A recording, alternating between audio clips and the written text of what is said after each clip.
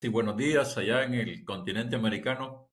Les agradecemos por estar presentes en este primer webinario de la red Iniciativa Centroamérica, el cual, como decíamos en la invitación, es el primero de una serie de webinarios y de actividades que tenemos este año y el próximo en el marco de la ejecución de un proyecto que está financiando AECID, la Cooperación Española, y que está ejecutando la Universidad Complutense de Madrid a través del Instituto Complutense de Estudios Internacionales, la Universidad Loyola y su Instituto de Desarrollo, la Fundación ETEA.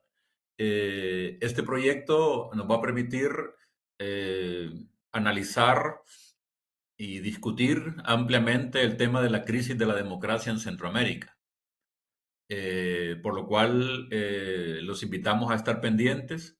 Lo bueno de este proyecto es que incluye, además de webinarios, incluye la realización de investigaciones cortas, reuniones presenciales, cursos de formación, etcétera. Entonces, por lo cual estamos muy contentos porque le permitirá a la red de Iniciativa Centroamérica consolidarse, pero también, que es lo más importante, aportar a través de conocimiento nuevo, ojalá de la elaboración de nuevas narrativas, soluciones para la crisis de Centroamérica multidimensional en general y la crisis política en particular. Eh, en ese sentido, ahora arrancamos con un tema que es absolutamente fundamental, como todos sabemos, que es la incidencia y el papel de Estados Unidos que históricamente ha tenido en Centroamérica. Y ahora, con este panel de lujo que tenemos, vamos a analizar un aspecto específico, que es la respuesta reciente de Estados Unidos ante la crisis democrática en Centroamérica. Para eso tenemos un panel muy importante de alto nivel. La presentación la va a comenzar Eric Herzberg, que es su presentación en base a un paper, a un working paper que está trabajando por la red y que lo tendremos disponible en los próximos meses. Eric es muy conocido por todos ustedes, es profesor emérito de American University, el Departamento de Gobierno, tiene un doctorado en por la Universidad de Wisconsin-Madison, fue director, y ahí creo que lo conocieron muchos, director del Centro de Estudios Latinoamericanos y Latinos de American University. Antes fue también por mucho tiempo director del programa del Social Science Research Council en Nueva York y obviamente ha sido profesor en distintas universidades, eh, incluyendo New York University, Columbia, Princeton, New School, etcétera. Y Eric se ha especializado en el tema, su interés en la economía política del desarrollo de América Latina y ha escrito y ha estado muy interesante, y ahí yo puedo dar fe de todo lo que ha pasado en Centroamérica en los últimos años, ¿no? Hemos tenido muchas discusiones, mucha, mucho análisis sobre Centroamérica, y en ese sentido, Eric, te damos la palabra ahora para un tema que sin duda conoces mucho. Tenés entre 20 y 25 minutos para luego entrar con los comentarios de Benedict y de Sabine, que luego las presentaré. Eric, adelante, por favor. Muchas gracias, Alex. Bueno, para comenzar, agradezco a la Redica y también a las universidades Complutense y de Loyola por tener esta oportunidad. Lo que estoy intentando hacer ahora es compartir pantalla y creo que lo voy a poder hacer sin mayores dificultades, porque hicimos una prueba anterior. Así, está mostrando en plena pantalla ahora. Todavía no. Vamos a ver.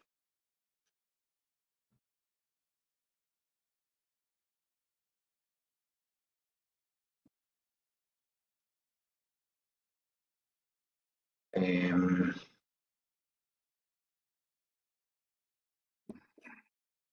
bueno, eh, Vuelvo a intentar el share. Share.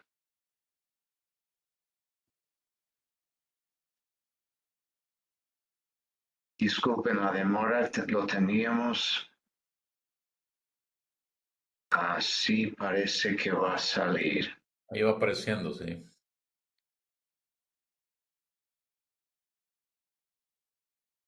Ahora sí, ¿verdad? Sí, ha aparecido desde la primera. Si querés lo amplias. Es exactamente lo que estoy haciendo ahora. Así, muy bien. Disculpen de nuevo la demora en esto. Bueno, como dice Alex, esta presentación viene de un paper que estoy preparando. Tengo un borrador bastante avanzado, pero que todavía faltan bastante detalle. Pero he podido armar el marco y voy a compartir ello con ustedes hoy. Eh, reflexionando sobre las políticas de Estados Unidos ante la crisis democrática en Centroamérica y mirando sobre todo cuáles son las determinantes de esas políticas.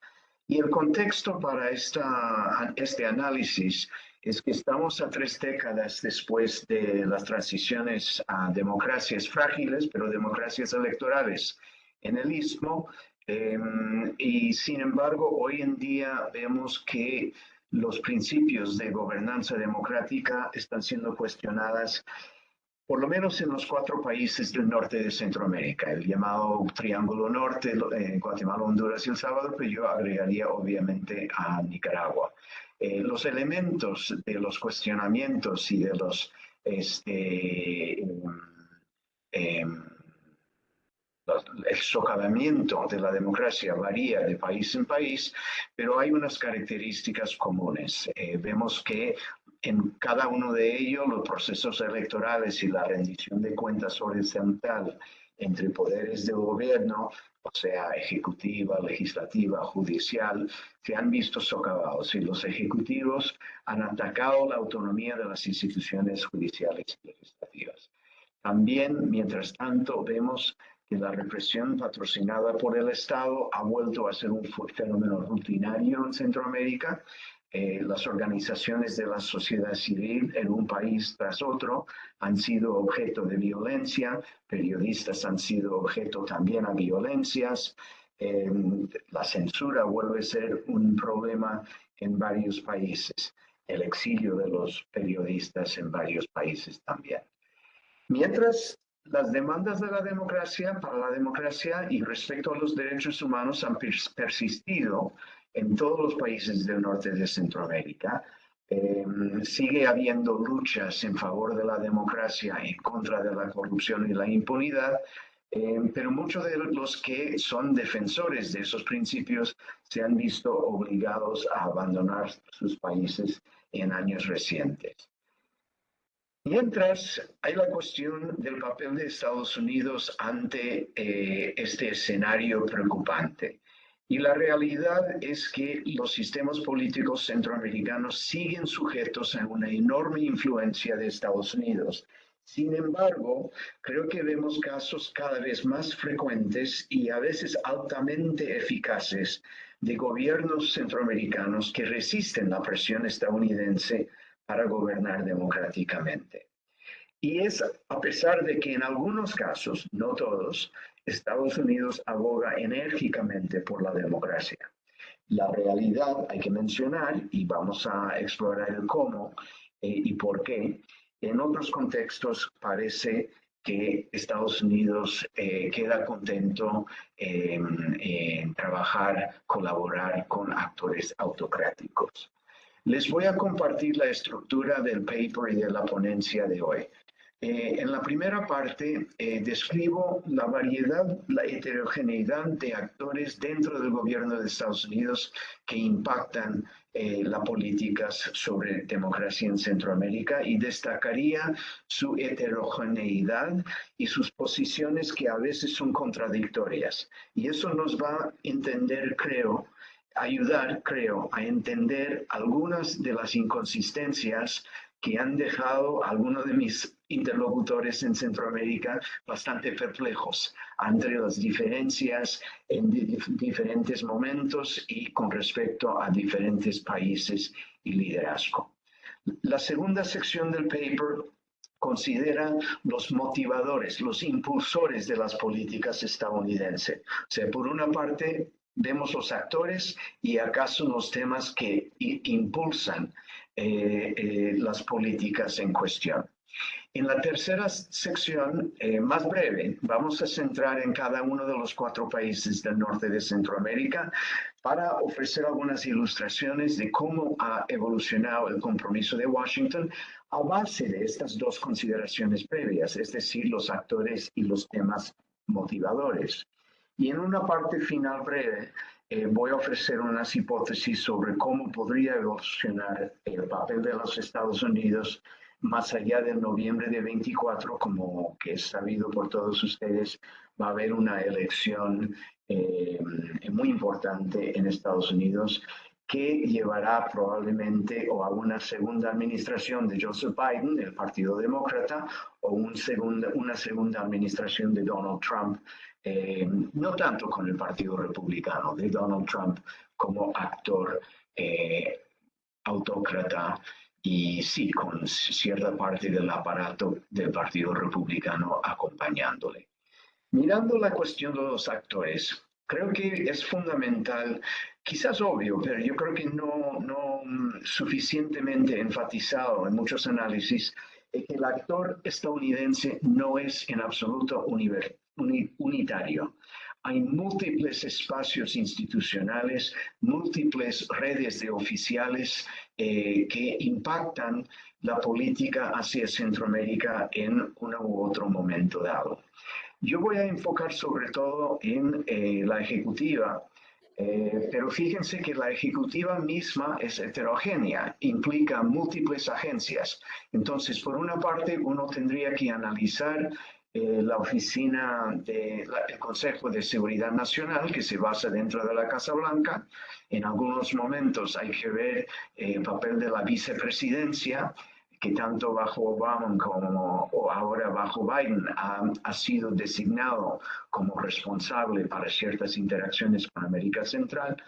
Hay que mirar a nivel de los ministerios, que además del Departamento de Estado, o sea, Asuntos Exteriores, tenemos Departamento de Defensa, el Pentágono, Tesoro, que tiene que ver con las negociaciones alrededor de acceso a las multilaterales, por fin la agencia USAID de desarrollo, ¿no?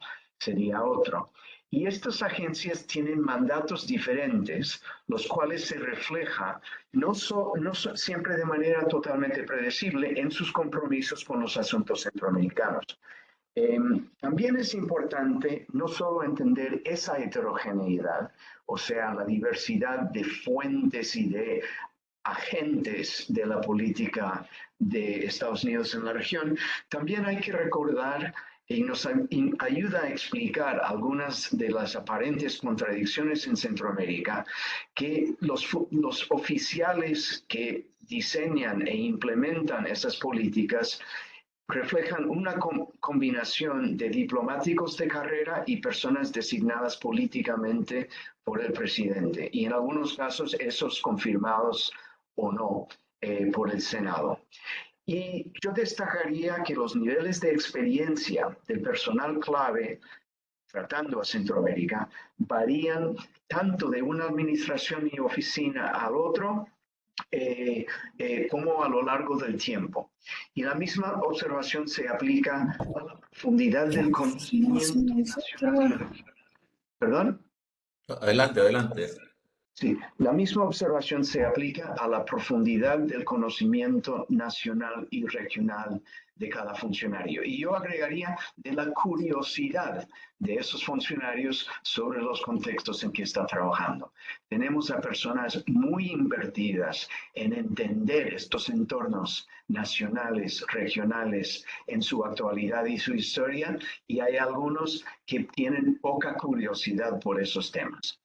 Ahora, no voy a discutir aquí en este paper el papel en esta ponencia, sí lo hago en el paper, del Congreso, pero también es importante, y yo quisiera señalar que hay miembros del Congreso y algunos de sus personal, los que llamamos los congressional staff, y el staff es muy influyente en el Congreso estadounidense, que ejercen a veces presiones muy importantes sobre los formuladores de políticas del poder ejecutivo en Estados Unidos y a veces directamente hacia los gobiernos de la región centroamericana.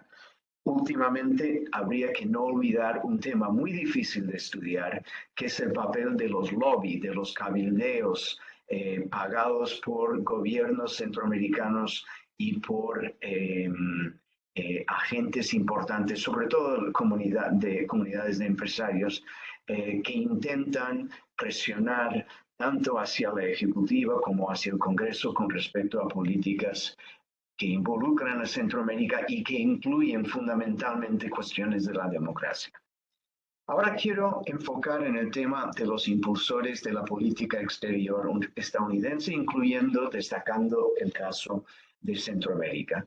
Y el punto principal que yo quisiera proponer es que fundamentalmente hay que entender estas políticas dentro de un marco de percepciones de seguridad nacional. La política centroamericana en ese sentido refleja un patrón más generalizado. Ahora bien, lo que se define como seguridad nacional se basa en afirmaciones, convicciones que surgen de las dinámicas internas de la política estadounidense. Y en ese sentido se puede pensar en una cierta externalización hacia Centroamérica de las contiendas domésticas, las contiendas políticas en las confrontaciones sobre política doméstica. Yo creo que hay tres elementos del panorama de seguridad nacional que influyen sobre cómo las distintas administraciones han enfrentado la cuestión de democracia en la región en los últimos años. La primera es la migración. Y la migración ha tomado diversos significados con una sucesión de administraciones. Solo surge como tema absolutamente central para Centroamérica en la segunda década de este siglo. Anteriormente, la externalización de ese tema interno fue dirigido sobre todo a México, pero en cuanto se fue cambiando la composición nacional de los que cruzaron la frontera, entre comillas, irregularmente, y en que los de Centroamérica fueron cada vez mayor porcentaje, eso se convirtió en tema fundamental con respecto a Centroamérica. Lo vimos primero en la administración Biden, Obama, que por diversos motivos, y lo trato en el paper, lo vio como un desafío para su política interna de migración muy serio. Luego con Trump, que toma una postura no nacionalista, protofascista, yo diría, de evitar la contaminación de la sangre, de la pureza de Estados Unidos, una concepción altamente racionalizada, pero sin duda un fundamento en seguridad nacional, seguridad del pueblo, de la raza, como él lo conceptualiza. Y para Biden muy importante, tanto por su necesidad de mostrar la capacidad de gobernar eficientemente el ámbito público, en este caso los espacios de la frontera y también de las grandes ciudades que son destinos de muchos migrantes que llegan con necesidades urgentes de apoyo en términos de alojamiento, de comida, de atención básica médica, etcétera. Pero también Biden para mí tiene una preocupación que es fundamentalmente de seguridad nacional, porque la migración les puede costar la elección en el 24. Y costarles la elección en el 24 implica el retorno de Trump, lo cual implica, desde su punto de vista, el final del experimento americano con la democracia que tiene sus raíces en el siglo XVIII. O sea, es fundamental para la sobrevivencia del régimen político. Y cuando hablamos de sobrevivencias de regímenes políticos para líderes en un régimen dado, eso es, no hay ninguna cosa más importante para la seguridad nacional. Segundo área de seguridad nacional tiene que ver hoy en día con la rivalidad geopolítica con China. Esto también es algo bastante nuevo. Solo llega al escenario en la segunda década del siglo XXI.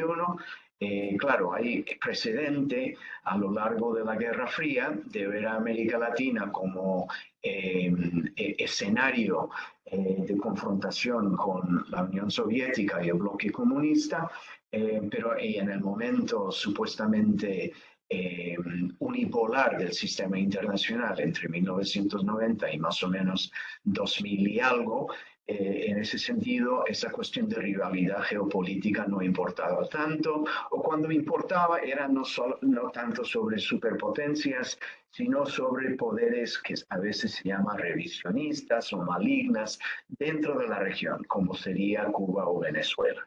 Pero este tema de la rivalidad de Estados Unidos por influencia y presencia en la región también se conceptualiza como tema de seguridad nacional y como impulsor de las políticas con respecto a la democracia en el Istmo. El tráfico de drogas, crimen organizado y como corolarios a ellos la corrupción y los sistemas judiciales débiles en América Central también han figurado como elementos consistentes, enfatizados en diversos niveles, en diversos momentos, pero hay continuidades en que esos son importantes. Véanse que yo no incluyo acá la fortaleza o el fortalecimiento de la democracia en Centroamérica como cuestión determinante en términos de seguridad visto desde Estados Unidos. Y mi argumento acerca de cuándo figura la democracia es que figura cuando se percibe que puede la democracia, fortalecimiento de la democracia en Centroamérica, podría disminuir las presiones migratorias, podrías evitar el aumento de la influencia de actores externos, poderes rivales, o que podría atacar al crimen organizado. Y cuando esas condiciones se combinan, Washington puede invertir recursos y credibilidad para apoyar la gobernabilidad democrática. Sin embargo, cuando estos objetivos están ausentes, los intereses de Estados Unidos pueden y hay una convicción de que los intereses pueden ser mejor promovidos por gobiernos que no cumplen con las normas democráticas, siempre van a salir más influyentes esas políticas ancladas en consideraciones de políticas de seguridad. Diría también que la medida en que se va a intervenir para avanzar la democracia no solamente tiene que ver con cómo encaja con la agenda de seguridad nacional, sino también de que si los tomadores de decisión calculan que tienen perspectivas de éxito. Si no tienen perspectivas de éxito, probablemente no se meten. Eso es muy importante cuando intentaremos comparar la actitud actual en Guatemala y en El Salvador. Solamente para subrayar que ese tema de la democracia no figura en sí como impulsor de las políticas hacia la región, les ofrezco aquí un texto escrito en la revista que es la más oficialista, digamos, de la especialidad en política extranjera en Estados Unidos, Foreign Affairs. Y esto salió hace unos meses. El autor es Robert Gates, que fue jefe del Pentágono en una administración, jefe de la CIA en otro, o sea, una persona del establishment de la seguridad nacional sin paralelo. Y lo que dice es que en todo el mundo, incluyendo a América Latina, Estados Unidos tiene que competir con China en términos de seguridad y relaciones económicas. Esta estrategia no debe dividir al mundo entre democracias y autoritarios. Siempre tenemos que abogar por la democracia, pero ese compromiso no puede cegarnos a la realidad de que nuestros intereses nacionales a veces nos obligan a colaborar con gobiernos no representativos y represivos. Entonces yo, considerando estos puntos de partida, podríamos analizar cada uno de estos países. Y no lo voy a hacer exhaustivamente acá, pero sencillamente, y podríamos en una conversación posterior a mi ponencia elaborar en esto, que en el paper considero cómo aplicaron este marco para explicar resultados durante la época Obama, cuando era, por ejemplo, la contienda con Otto Pérez Molina de si imponerle una renovación de la CICIG, que ocurrió y que era un momento de apoyo a elemento democratizador en Guatemala, pero luego, bajo Trump, cuando la democracia tuvo menor importancia y la cuestión migración fue fundamental, permite a Jimmy Morales ya abandonar ese elemento de la agenda democrática y suprimir al CICIG. Mientras cuando llega Biden, por diversos motivos que tienen que ver en parte con su capacidad de influir en la región centroamericana y también con la ingenuidad de una nueva cohorte de tomadores de decisión que llegan sobre todo con la oficina de la vicepresidente Harris, explican una apuesta inicial en Yamatei, que no entienden quién es Yamatei y no entienden qué quiere decir para la democracia ni para la seguridad la permanencia en el poder y el poder en el poder de Yamatei. Y luego tenemos el caso fascinante de la apuesta total, sin ninguna ambigüedad, en favor de la democracia y la investidura de Arévalo en los últimos meses. En contraste, vemos el caso de El Salvador. En los años del FMLN hay cierta sospecha por parte de la administración Biden, pero fuertemente en Trump, acerca de las relaciones de los gobiernos en El Salvador con rivales geopolíticos de Estados Unidos. También hay frustración que estos gobiernos parece que no están suprimiendo suficientemente a la migración. Mientras llegamos a Nayib Bukele,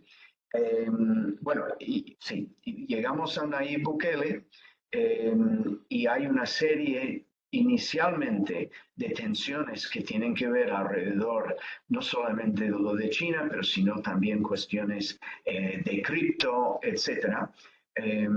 Y hay dentro de la administración Biden mucha resistencia a sus posturas de debilitar, ya superar la institucionalidad democrática, pero vemos en los últimos 6 meses un reacercamiento notable, tajante por parte de Estados Unidos. ¿Y por qué?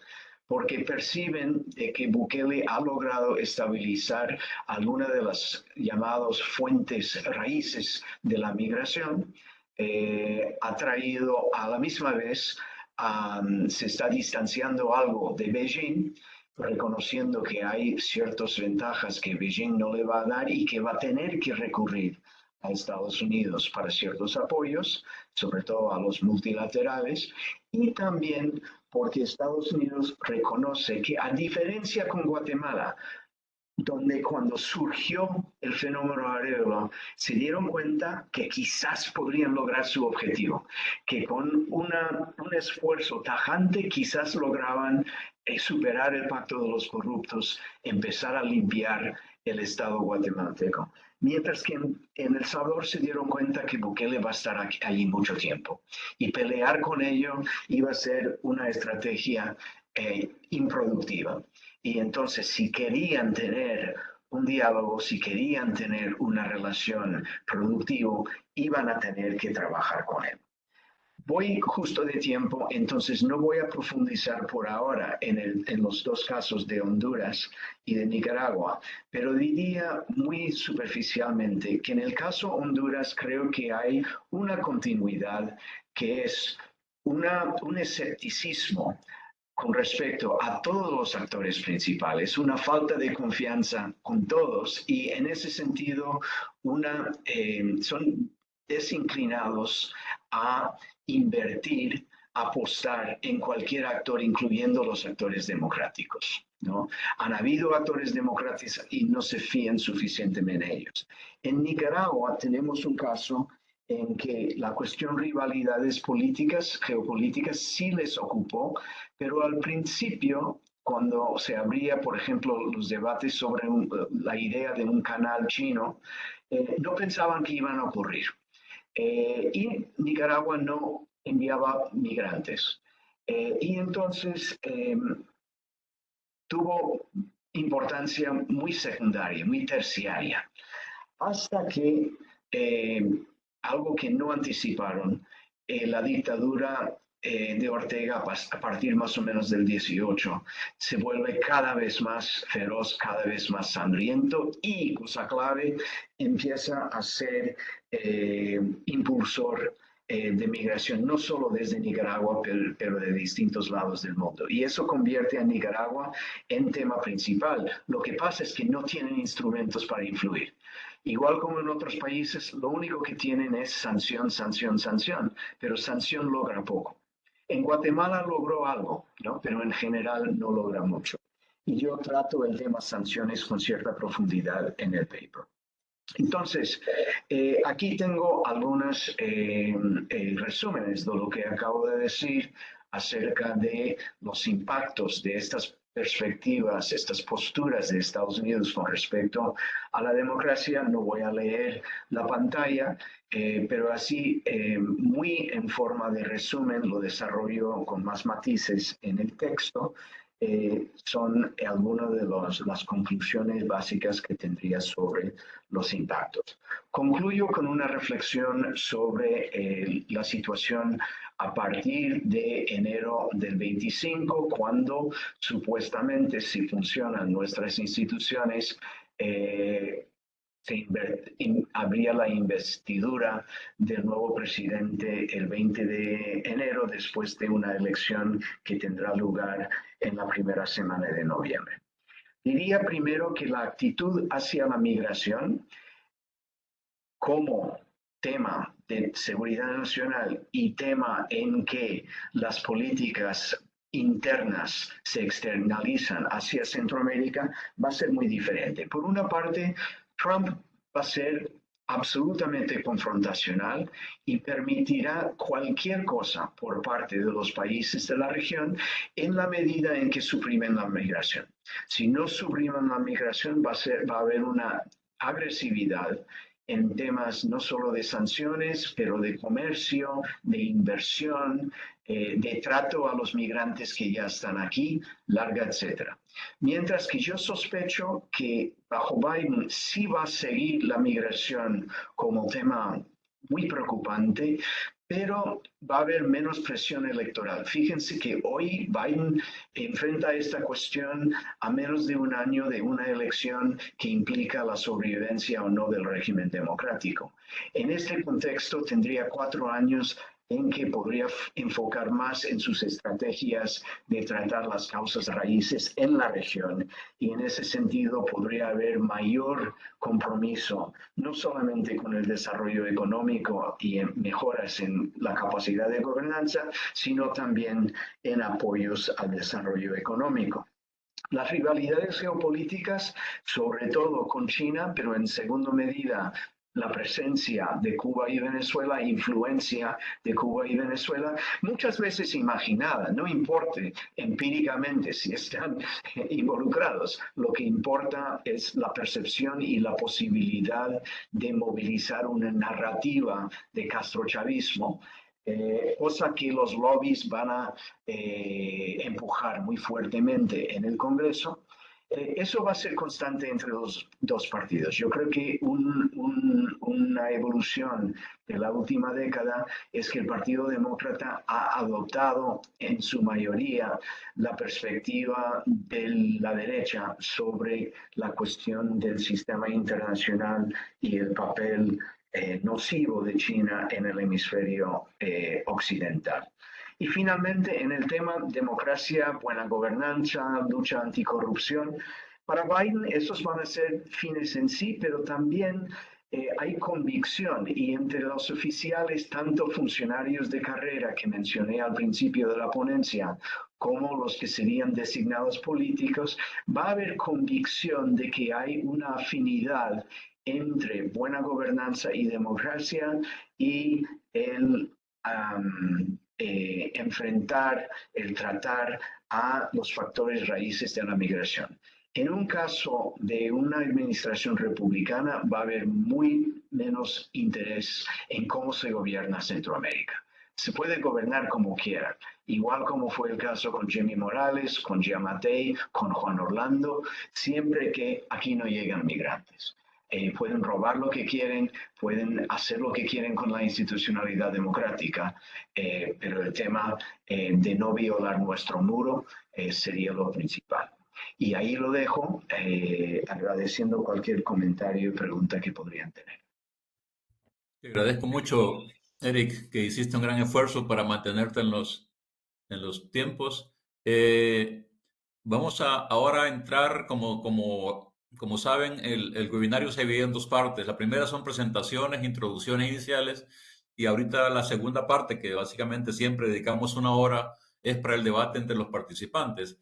Ahorita, Sabine, si quieres comenzar, vamos a tener el comentario de dos personas. La primera es Sabine Kurtenbach, que es doctora en ciencias políticas por la Universidad de Hamburgo. Actualmente es presidenta interina del GIGA, le llamo yo, a otros le dicen GIGA, ¿no? Que es un instituto independiente de investigación en ciencias sociales con sede en Hamburgo.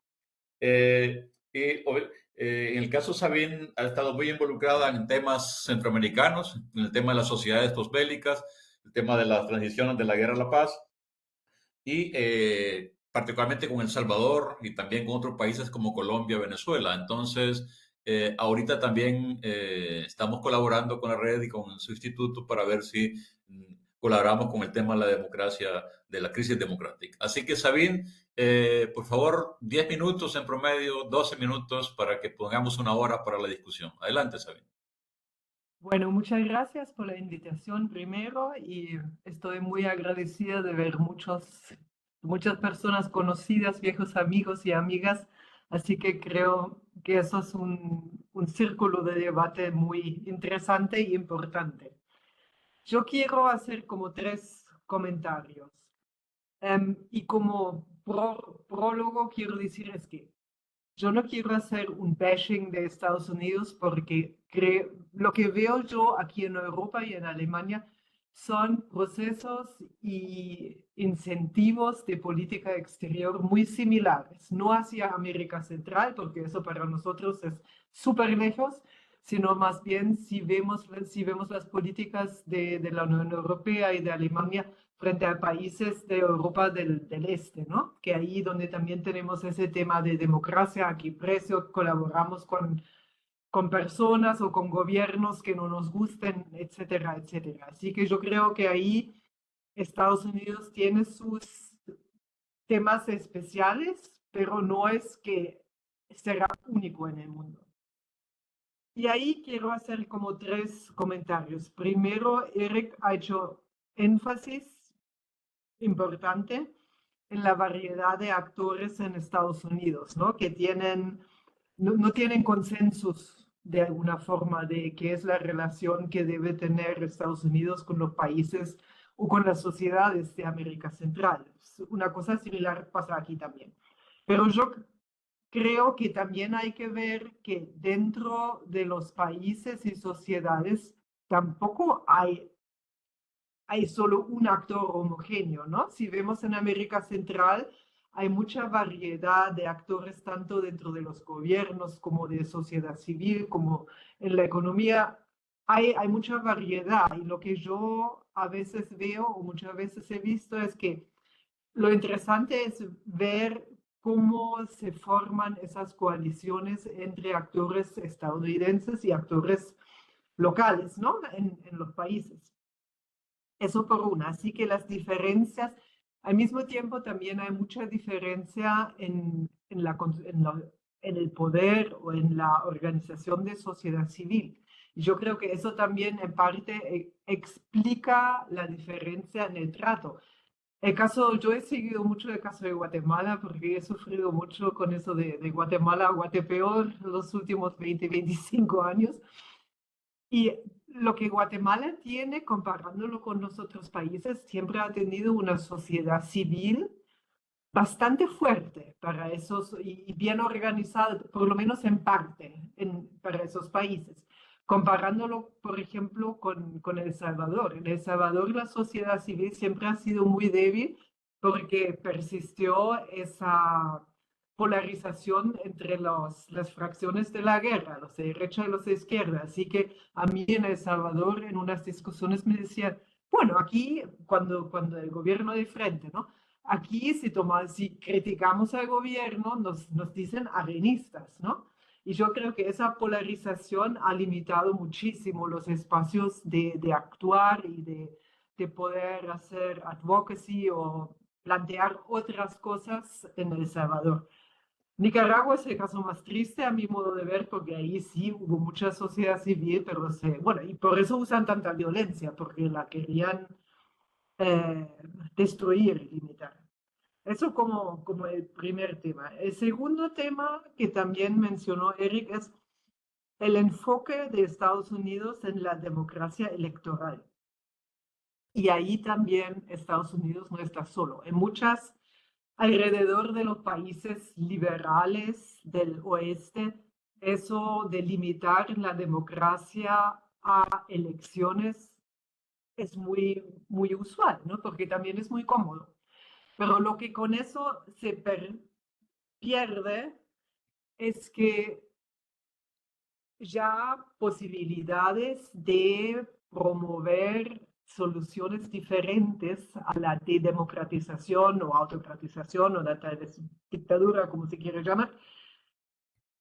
Si ya el sistema electoral no funciona, como por ejemplo hoy día vemos, bueno, vamos a ver qué pasa en Venezuela, pero lo de Guatemala, a mi modo de ver, fue un mal cálculo tremendo de las élites, porque a Bernardo Arévalo nadie lo había visto como un potencial presidente, porque en las encuestas solo tenía el 3%, ¿no? Así que por eso no lo sacaron de juego.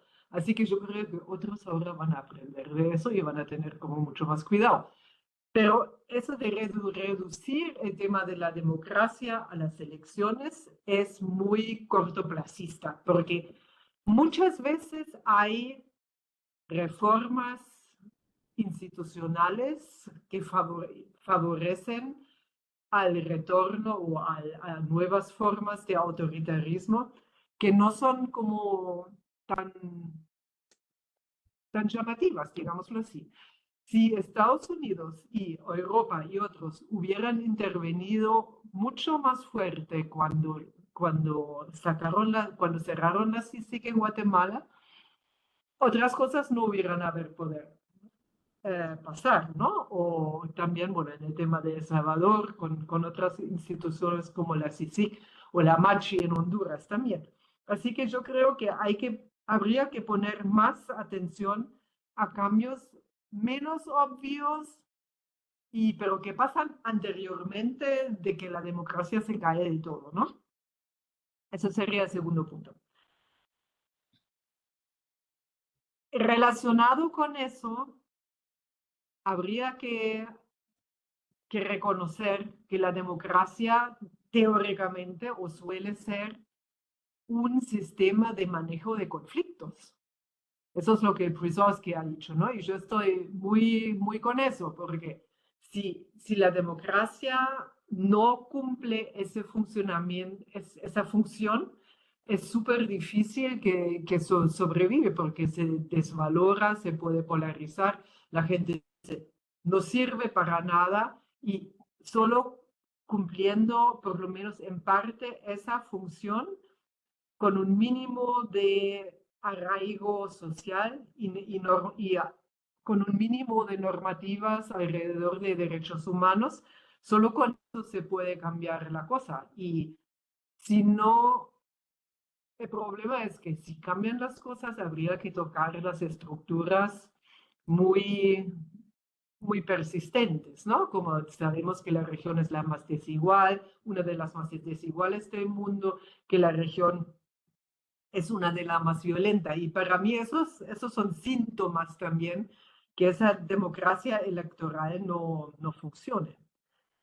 Y claro, el otro tema es hay que ser conscientes de los cambios geopolíticos que también en el paper mencionas. No se puede y no se puede y no se debe ser oportunista porque eso tiene un costo grande para las sociedades, para la población civil sobre todo, pero también en otras partes. Por ejemplo, aquí en Alemania lo se discutió mucho, es que después de la guerra de Rusia contra Ucrania y la alta dependencia de Alemania del ruso, se fueron a Arabia Saudita, a Dubái, a todos los autócratas de Mediano Oriente para comprar ahí. Pero eso no es sostenible. Es una medida de emergencia y tiene un costo político altísimo. Así que por ahí también hay que ver dónde se pueden, por lo menos, mantener estándares mínimos.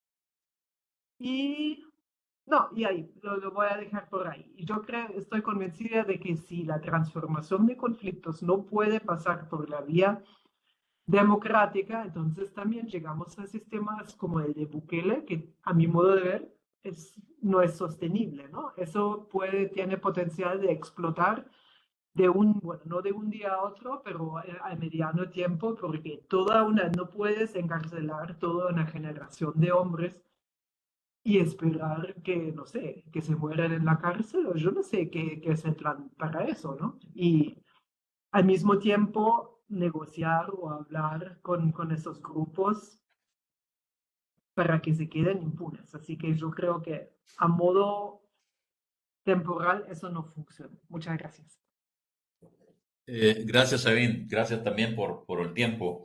Bueno, pasamos ahora con el comentario de Benedict Bull. Benedict, ¿estás por ahí? Estoy. Ok. Solo simplemente, bueno, también conocemos a Benedict. Ella es profesora y ha sido también dirigente del Centro para el Desarrollo y el Medio Ambiente de la Universidad de Oslo. Ella tiene un doctorado en Ciencias Políticas por la Universidad de Oslo y la conocemos en Centroamérica mucho porque ha estudiado bastante el tema de las élites, bueno, temas medioambientales también. Y su ámbito de trabajo en economía es la economía política del desarrollo, la teoría del desarrollo en Latinoamérica y, como digo, en Centroamérica ha hecho un aporte muy importante con respecto a conocer y entender las élites. Benedict, tenés también 10, 12 minutos. Adelante. Bueno, muchas gracias. Y perdón por venir un poquito tarde. Bueno, antes de todo, gracias por la invitación y a Eric por un paper muy interesante, muy completo, aunque no es completado, o sea, no es terminado, pero ha sido muy interesante leer el paper. Yo creo que para nosotros en Europa nos da un cierto envidio por el tema de que por lo menos tiene algo para estudiar alguna estrategia o alguna política hacia América Central. Y es algo que falta totalmente aquí en Noruega y yo diría que también falta en Europa. Bueno, hay muy poca atención.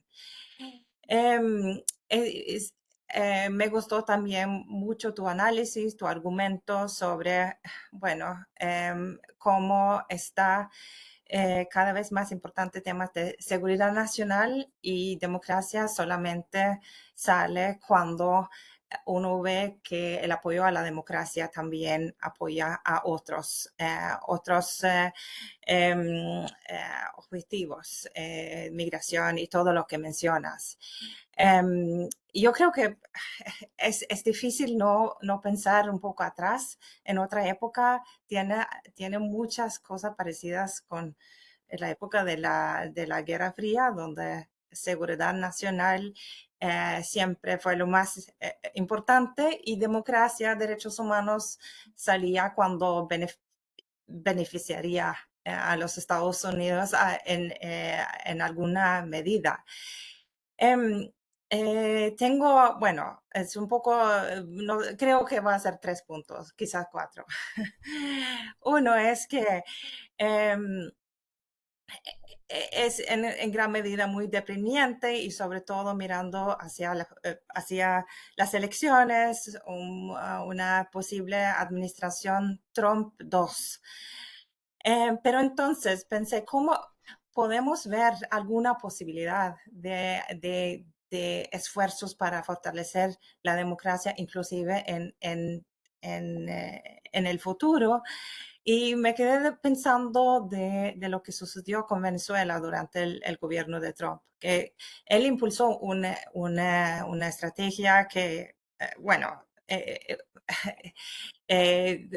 no me gustó para nada, que creo que fue un desastre, pero él se puso a trabajar por la democracia en Venezuela por una razón, y eso fue por seguir el apoyo en Florida. Los grupos los grupos que conocemos en Florida. Y entonces pensé, ¿habrá alguna posibilidad de que por razones domésticas algún esfuerzo más consistente podría salir de algún gobierno de los Estados Unidos? Y entonces lo que quizás me gustaría ver es un poco más análisis de los diferentes grupos bueno, no grupos de interés, pero constituencies en los Estados Unidos. Sí, los grupos de electores en los Estados Unidos. Si eso podría abrir alguna posibilidad de algún esfuerzo más consistente. También otra pregunta que me salió leyendo tu paper fue que estás hablando de las diferencias entre los distintos ministerios, los distintos actores dentro del Estado de Estados Unidos, y eso es importantísimo para nosotros entender mejor. También el tema de que ahora está saliendo el tema de la seguridad nacional más fuerte. Y yo estaba y he escuchado los discursos del Comando Sur, de Laura Richardson, sobre América Latina en general, no tanto Centroamérica, pero América Latina en general. Y es algo que que ha asustado bastante sobre su discurso, que es muy diferente de casi todos los demás actores y muy duro. Pero mi pregunta, que me quedé con la pregunta leyendo tu paper, si se puede decir ahora que el Comando Sur se ha vuelto más fuerte en comparación con las otras agencias, simplemente porque estamos en una época donde temas de seguridad nacional está volviéndose más importantes.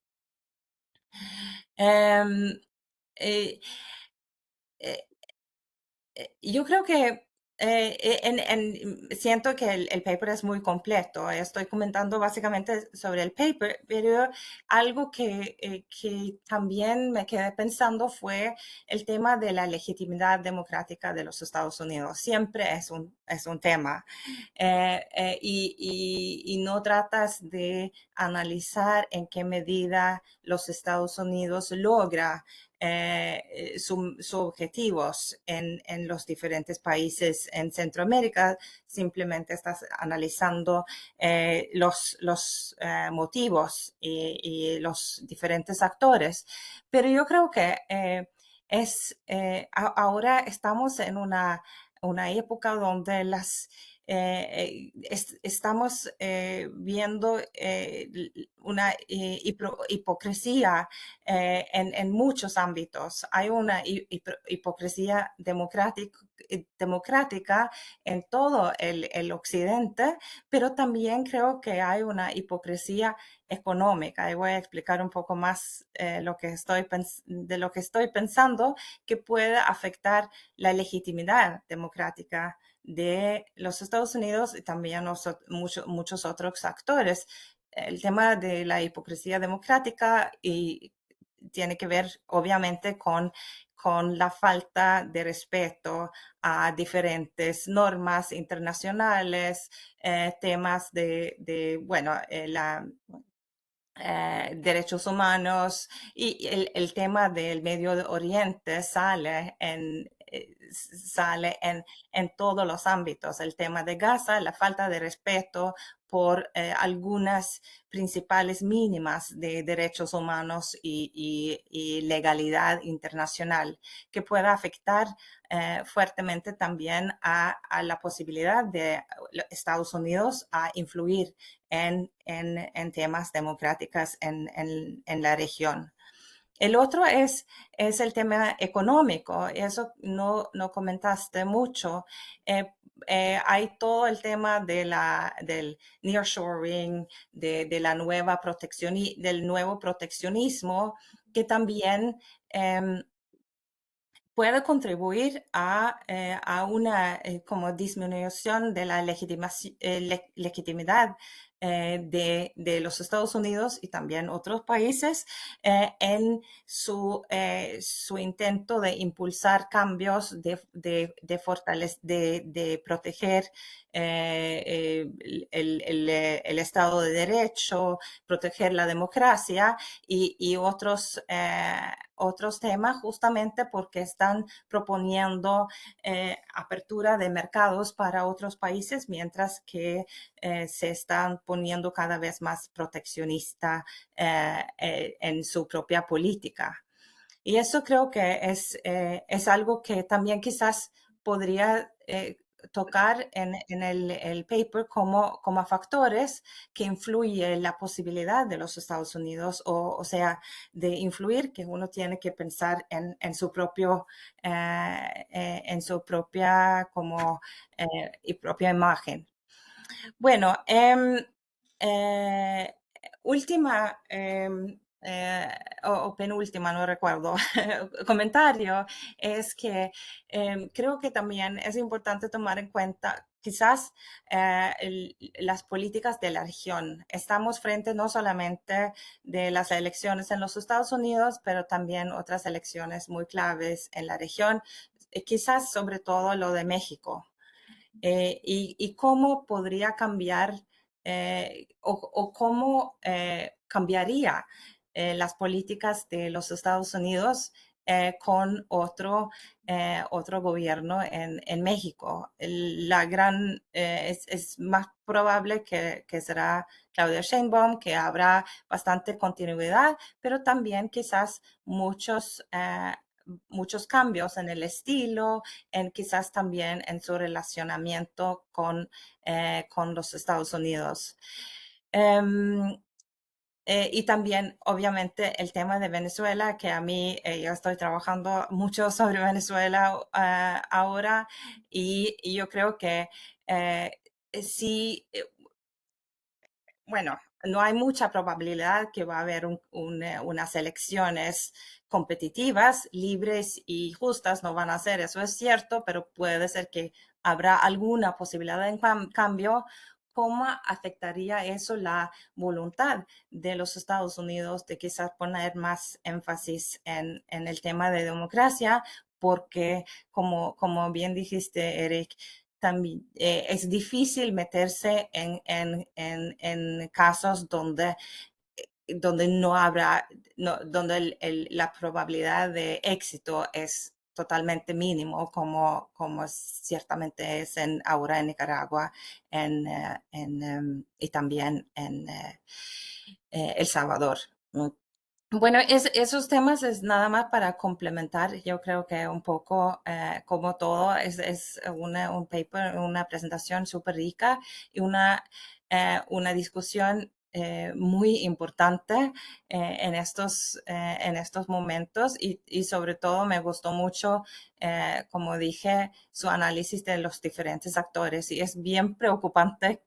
Y quizás siempre es así, que cuando es un asunto que no preocupa mucho, que no genera mucho interés general, eh, unas personas, pocas personas pueden tener mucho poder para influir y dominar el agenda como Marco Rubio y Bob Menéndez han tenido en los Estados Unidos y quizás van a tener también en el futuro. Bueno, muchas gracias. Bueno, muchas gracias, Benedict. Bueno, ahora pasamos a la segunda parte del webinario, que es igual de importante y es el debate, el intercambio de opiniones de los participantes con los ponentes, etcétera. Como siempre, yo les recuerdo, hay varios, no tenemos mucho tiempo y hay bastante gente. Por lo tanto, limiten sus preguntas, si son preguntas muy limitadas y son comentarios, solo a plantearlos, su hipótesis o su visión y luego la discutimos. Para no volver sobre este tema, les digo que este es el primer seminario. En los próximos semanas vamos a discutir ya los países caso por caso. Por ejemplo, ahora en mayo tenemos 2 webinarios, uno sobre Guatemala, el 9, donde vamos a discutir el tema de la democracia en Guatemala y sus posibilidades. Y al final de mes, un seminario que aquí veo que están los 2 participantes. Vamos a tener un análisis comparativo de los regímenes autoritarios de El Salvador y Nicaragua. Y luego tendremos Honduras. Y hay que decir que en este proyecto también está incluido Costa Rica y Panamá, ¿no? Que me imagino que hay gente de Costa Rica, porque en Costa Rica también hay una percepción de que también a lo costarricense hay un deterioro democrático importante. Entonces, para que vean, este es el inicio de un debate muy largo. Hay dos, pero en el chat hay una pregunta para Eric y para ustedes dos cuando lo vayan viendo. Y ahorita el primero que tenían, que hay dos, creo yo. Primero es Jaime Miranda, adelante.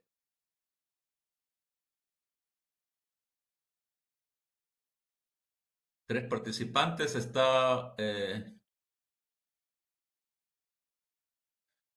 hay varios. Por favor, Jaime, ¿está Jaime? Si no está, alguien más, Alberto creo que está también con la mano levantada, que no lo veo, no alcanzo a ver desde acá. Si por favor le levantan de nuevo para ver quiénes son, porque no...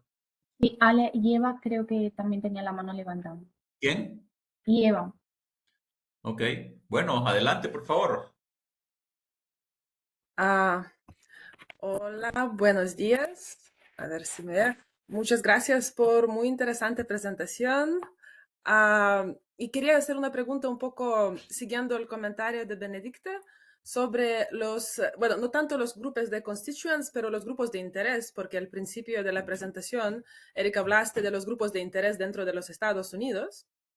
Y disculpa si lo comentaste mejor porque llegué un poquito tarde, pero me gustaría saber, ¿cuál diferencia de interpretación del interés de seguridad nacional estos grupos tienen o diferentes grupos de interés? Porque seguridad nacional puede operacionalizarse de diferentes maneras con diferentes acentos, ¿no? O sea, Comando Sur no le entenderá de la misma manera como USAID, más probablemente. Y por otra parte, ¿cómo cambió durante el tiempo la influencia? Porque imagino que cambia la influencia de diferentes grupos. Entonces, ¿cómo ha cambiado? ¿Y cuáles son estos grupos que son ahora más influentes, tal vez formulando lo que al final termina siendo la política de los Estados Unidos hacia Centroamérica? Pues, gracias. Gracias, Eva. Bueno, aquí tenemos, voy a ir por orden. Alberto Moro, ¿estás ahora ahí? Sí, Adelante. sí, aquí estoy. Pues mi pregunta iba muy relacionada con lo que acaba de plantear la colega y tiene que ver con el hecho de si Erika ha logrado identificar en tu análisis si los actores que intervienen en la política pública de Estados Unidos en relación con la región cambian a lo largo del tiempo o si son más o menos los mismos que interactúan con posiciones más o menos similares a lo largo del tiempo en relación con los asuntos de la región. Gracias. Gracias. Vamos a tomar Excelente un par trabajo. más para que puedan reflexionar. Francisco Robles. Hola, buenos días a todos y todos, un gusto. Muchísimas gracias, Eric, Sabine y Benedicto. Dos preguntas, comentarios. Tal vez la primera, cuando Eric hablaba sobre la discusión sobre los actores, obviamente el comentario lo hago sin haber leído tu paper, pero tal vez discutir un poco de las capacidades de influencia en las dos vías. ¿Verdad? Es decir, que no únicamente influyen los actores de Estados Unidos hacia Centroamérica, sino también los actores de Centroamérica en Estados Unidos.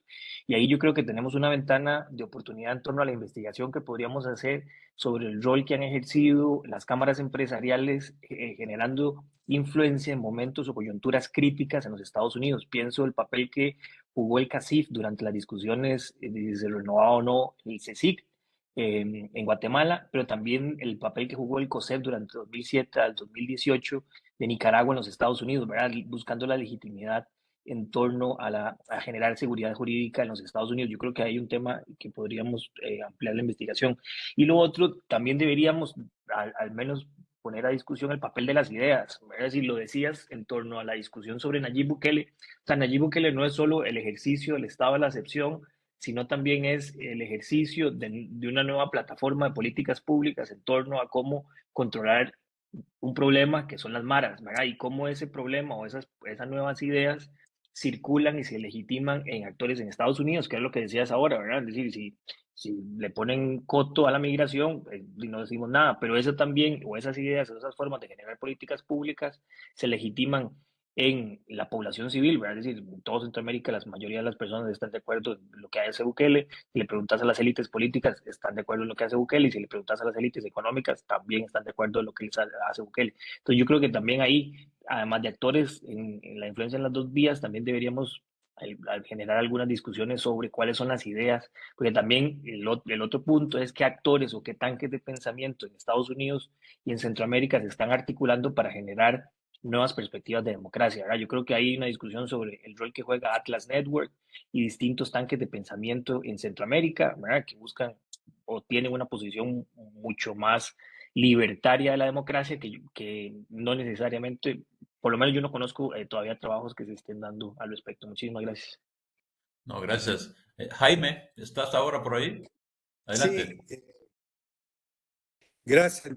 Disculpen, pero el micrófono no lo lograba conectar. En primer lugar, yo agradezco las exposiciones, excelentes exposiciones, desde una perspectiva de una relación que es tan importante para Centroamérica como es Estados Unidos. Sin embargo, yo creo que también es importante entender en el actual contexto no solamente los actores en Estados Unidos y los actores que pueden estar en Centroamérica, sino los factores que generan, ¿verdad?, sobre y cómo influencian estos temas fundamentales que nos planteó Eric en su exposición, ¿verdad? O sea, aquí se plantea, ¿no? El problema es que Bukele ha resuelto un problema de seguridad. Cuando uno lo ve reflejado en términos de la percepción, de la intención de emigrar, por ejemplo, los últimos datos que he revisado, del 2019 al 2023, la intención de emigrar en el caso de El Salvador pasó de 26 a 31%, o sea, aumentó. Y uno lo ve con las estadísticas diarias, o sea, en el caso, yo estoy ahorita en México, de la cantidad de gente salvadoreña que está queriendo migrar y que está pasando por acá hacia Estados Unidos. No ha bajado eso. Entonces, hay sobre esa base otros factores internos importantes que hay que combinar dentro de la política, para ver la política de Estados Unidos con los factores internos, porque ha habido un incremento de pobreza en el caso de El Salvador, ¿verdad? Hay otros aspectos, por ejemplo, en el caso de México ha aumentado la cantidad de gente que pide refugio por razones políticas. Entonces, hay una combinación de factores, o en el caso de Honduras, que ha aumentado mucho, se han incrementado los niveles de migración y el paso por México por razones fundamentalmente económicas. Yo creo que el factor económico a nivel interno es el principal, y la falta de empleo, y seguirá siendo el principal factor para uno de los puntos más fundamentales para la política norteamericana, como nos lo planteó ahí, que es la migración, y que en este momento tiene una gran trascendencia, sobre todo en los discursos políticos y en lo que va a pasar después de noviembre. Muchas gracias, ¿verdad? Por este espacio, es excelente, y espero tener siempre invitaciones. Gracias. No, Alex, gracias. un saludo. Gracias. Vamos a escuchar, hay dos más y ahí cerramos la primera ronda. Melissa Salgado y luego está Susan Candel. Melissa. Si no está Melissa, Susan. Tampoco. Bueno, si quieren, reaccionen, Eric, en el orden. Sí estoy, Ah, lo siento. adelante, Susan, disculpa. Ok, no, es muy en la línea de las preguntas que está haciendo muchos. Y primero, gracias. Excelente presentación, excelente comentarios y muy en la línea de la lista de preguntas que personas están poniendo. Un poco la análisis de las alianzas posibles, no solamente empresariales y los intereses, pero le llama la atención que diferente de los 80s, cuando tenía grupos de solidaridad y mucho movimiento en los estados para cambiar la política, ya no hay una cohesión interna en los estados entre los latinos por la misma disparidad, pero ¿qué es esta posibilidad de alianzas entre actores en El Salvador y en Centroamérica con actores en los estados para movimientos de democracia también? Entonces, es un poco, ¿y qué son las barreras? No es lo obvio, tiene todo la miedo de que más y más latinos están como en los estados con simpatía a Trump, que es alarmante, ¿no? Entonces, ¿cómo que reconstruir estos tipos de alianzas? Gracias. Melissa. Bueno, no está. Bueno, adelante, entonces, reaccionen. Eric, primero, tenemos todavía algunos minutos para dar tiempo a una segunda, así que por favor sean concretos. Adelante, Eric.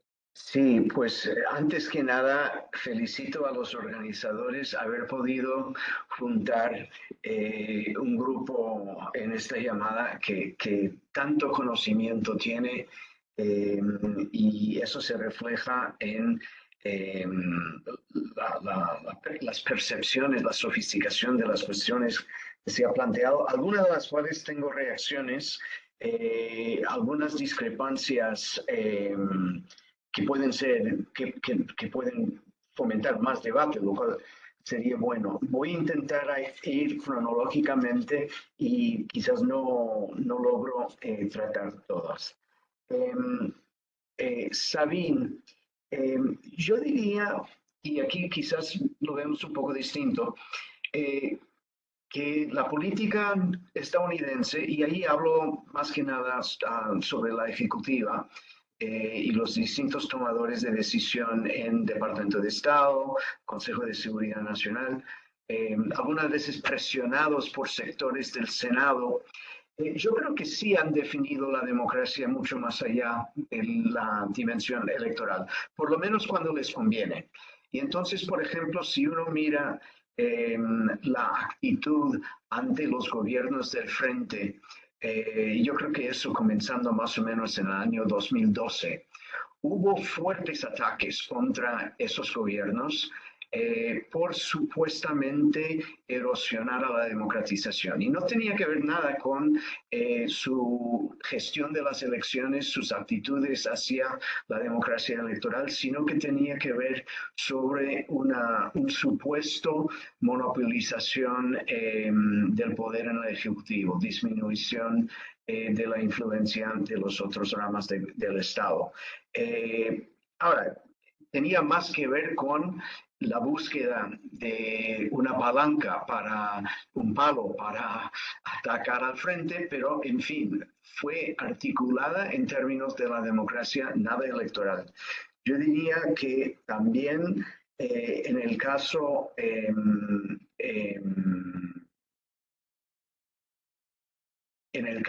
de el apoyo que fue muy notable durante Obama para la CICIG, luego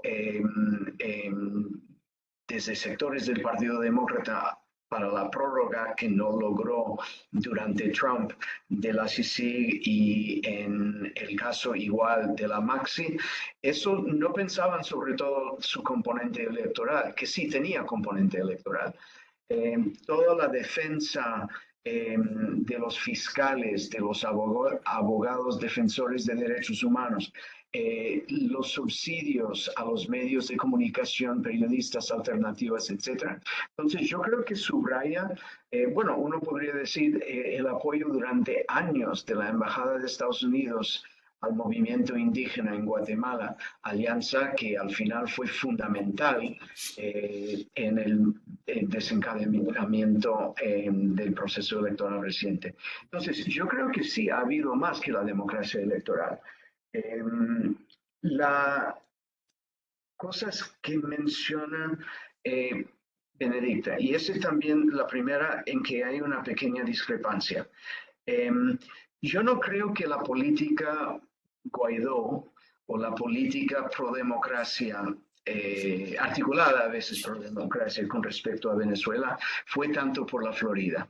Yo creo que fue que ahora sí, en el 2024 Florida cuenta, pero yo creo que políticamente Florida contaba para menos en esta cuestión antes de las elecciones de 2020 y sobre todo 22.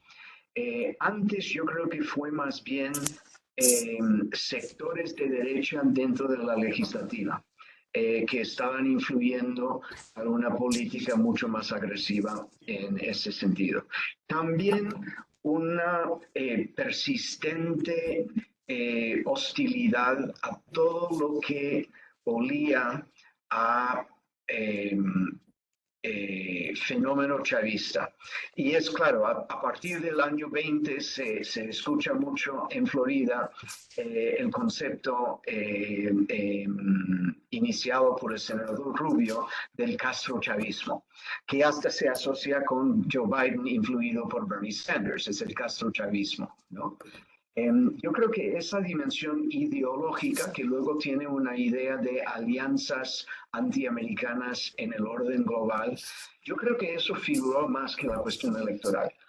Y de nuevo, que ahora eso puede cambiar, que en la composición del electorado y esa dinámica que describe Susan Candela ahora de la trumpificación del sector del electorado latino, eso en términos de política extranjera es casi estrictamente cuestión de Florida y eso sí va a determinar, va a influir políticas con respecto al eje castrochavista, para usar la palabra de la derecha acá.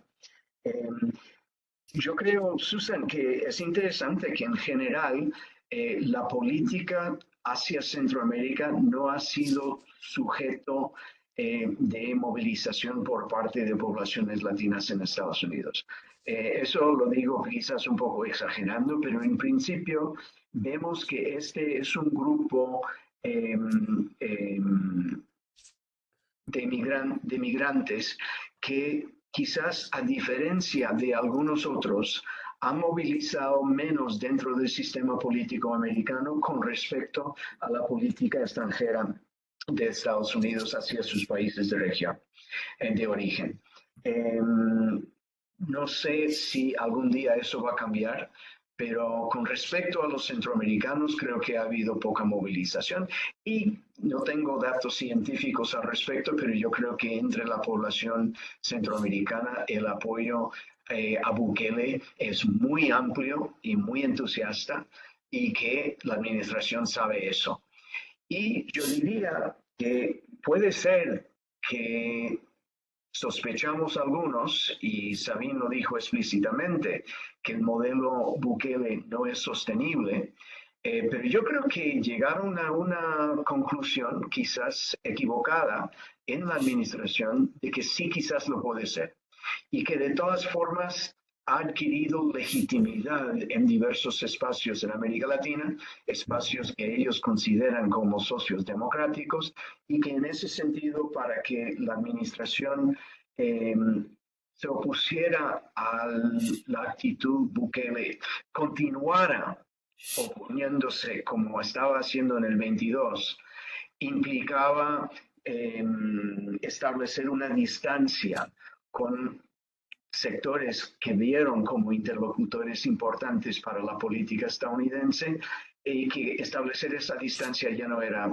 importante, que Bukele fue realidad, tenía legitimidad en su interpretación, a pesar de los problemas electorales, ni hablar de los problemas de derechos humanos, y entonces la democracia tomaba segundo o tercer rango en consideración de los otros factores.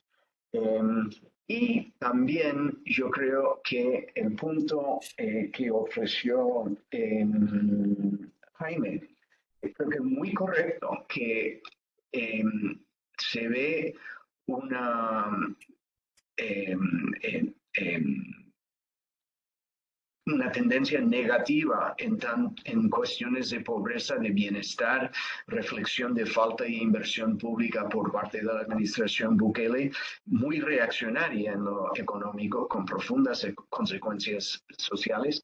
Creo que quizás Washington se dio cuenta de eso, y precisamente por eso no quiere que haya un deterioro importante de la economía salvadoreña en el 25, porque eso podría agravar los impulsores de la migración, y por tanto querían restablecer el diálogo, los lazos constructivos con Bukele, porque Bukele va a necesitar una infusión de capital, y los americanos lo quieren dar, porque de no darlo, esas tendencias que estás comentando se van a acentuar.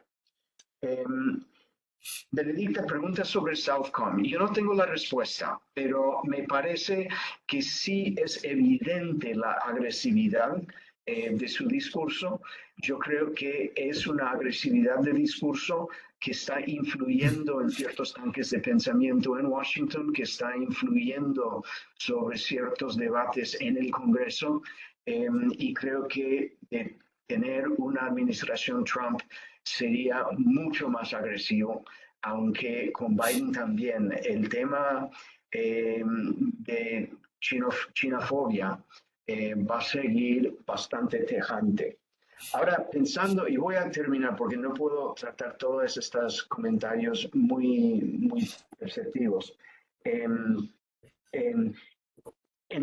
parte, en ese contexto de repensar el orden geopolítico y estratégico, yo veo que América Central figura en los conceptos de los tomadores de decisión en Estados Unidos como una región que podría beneficiar del nearshoring. Y para ciertos de esos sectores, sí, la dimensión económica es absolutamente fundamental como impulsor de la migración, como fuente raíz de la migración, pero su respuesta a eso no ha cambiado mucho en los últimos años. Vamos a recurrir sin hablar de CAFTA como una solución al tema. Miren la Plan Alianza para la Prosperidad a partir de 2013-14. ¿no? En que trabajando con el BID iban a facilitar inversiones,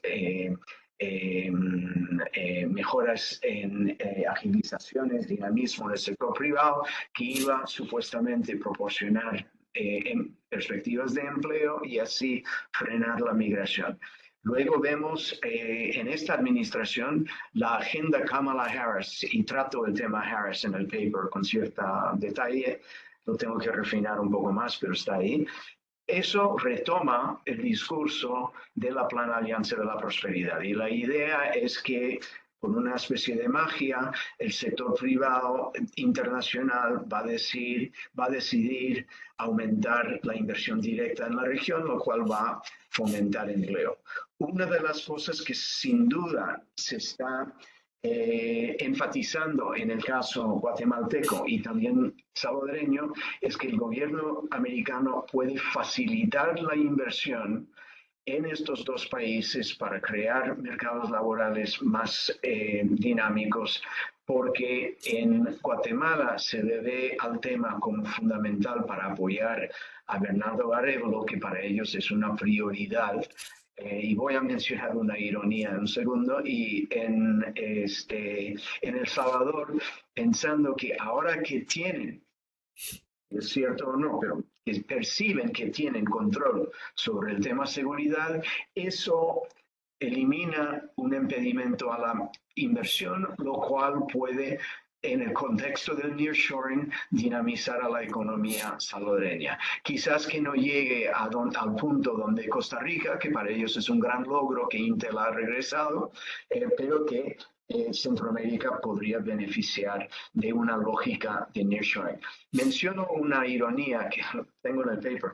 Recién un colega historiador, Max Paul Friedman, publicó un artículo en una revista muy prestigiosa, la Journal of Cold War Studies, en que presenta materiales que él encontró en archivos recién abiertos del año 1963 en la administración de John F. Kennedy. Y el tema era que el equipo de Kennedy se convenció de que el padre de Bernardo Arévalo iba a volver a presentar como candidato en el año 63 a la presidencia de Guatemala y que iba a salir elegido, lo cual vieron como una gran amenaza, igual como era el régimen político de Guatemala que derrocaron en el año 54. Y por tanto, Kennedy autorizó un golpe militar para obstaculizar la investidura del padre de Arévalo en caso de que ganara. Y claro, lo que ocurrió era que el pacto de corruptos de esa época hizo lo que no logró hacer con Bernardo, que era prohibir que se presentara, ¿no? Pero la hipótesis de las agencias de inteligencia en Estados Unidos iba que iba a presentarse y que iba a ganar, y así Kennedy autorizó el golpe militar. 60 años después tenemos una respuesta absoluta, diamétricamente opuesta, y es fascinante por parte de la administración Biden. Hay otros comentarios que ustedes han ofrecido que son muy, muy interesantes. Estoy de acuerdo con la mayor parte, incluyendo cosas que tengo que intentar incluir en este paper. El costo de lo cual va a ser que es bastante largo, y eso quizás lo tendré que negociar con Alex. Pero creo que juntando lo que nos han comentado, tendríamos un análisis bien global que integraría todos los factores que tendríamos que tener en mente pensando estas cuestiones. Gracias. Gracias, Eric. No sé si Sabine o Benedict tienen alguna reacción a los comentarios y preguntas.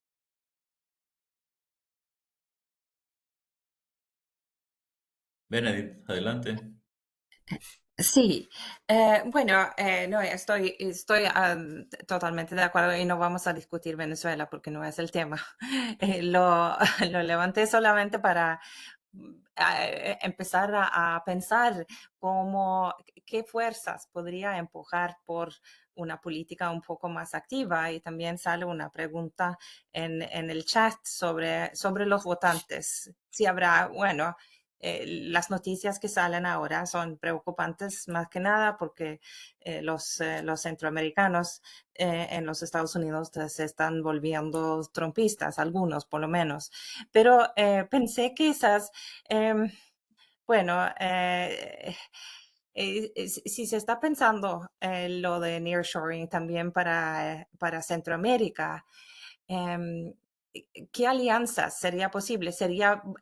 ¿Qué pensarían las empresas que supuestamente vendría para invertir? Bueno, uno empieza a creerlo cuando lo ven, pero si habrá posibilidades dentro de cómo ves algunas oportunidades, porque eso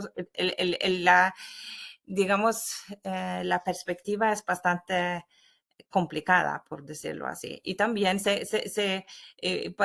para vincularlo un poco con el tema de China, que ahora estoy entrevistando élites en Centroamérica sobre la relación con China. Y yo creo que, bueno, el pragmatismo es el gran, obviamente, lo que se encuentra. Y también un pragmatismo pero un argumento de parte de otros actores tenemos que estar ahí porque si no abrimos o dejamos toda la región para China. Y eso quizás también puede abrir para algún tipo de involucramiento de otros asuntos que los que son puramente económicos. Pero me gustaría tus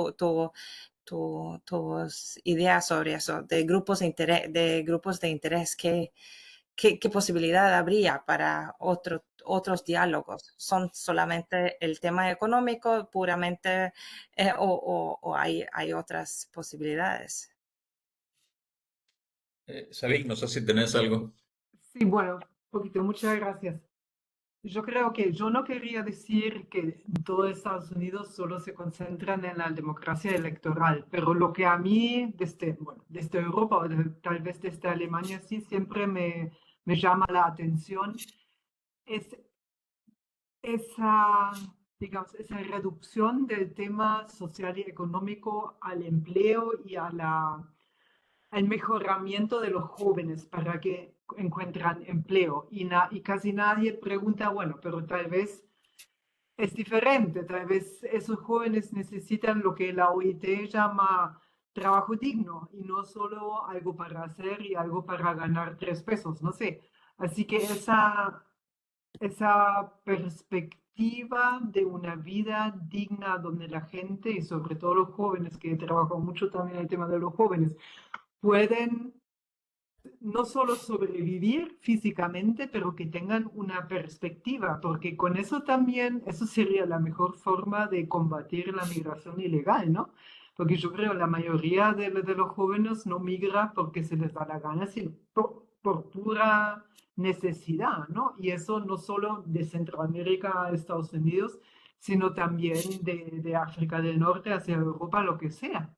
Esos jóvenes, si uno les escucha, tienen una percepción muy, muy clara de que bajo esas condiciones estructurales no tienen ningún chance de una vida digna. Yo creo que la democracia debería ser el mecanismo para cambiar esas estructuras injustas, desiguales, lo que sea, ¿no? Para por lo menos empezar a cambiarlo. Y ahí yo no veo que haya como mucha respuesta de los gobiernos, ni en Estados Unidos, sea Trump o sea Biden, ni en Europa tampoco, porque si eso lo tomas en serio, necesitas cambiar mucho más modelos de desarrollo donde unos ganan y otros no. Yo creo por ahí debería ir, pero también sé que eso es utópico, así que...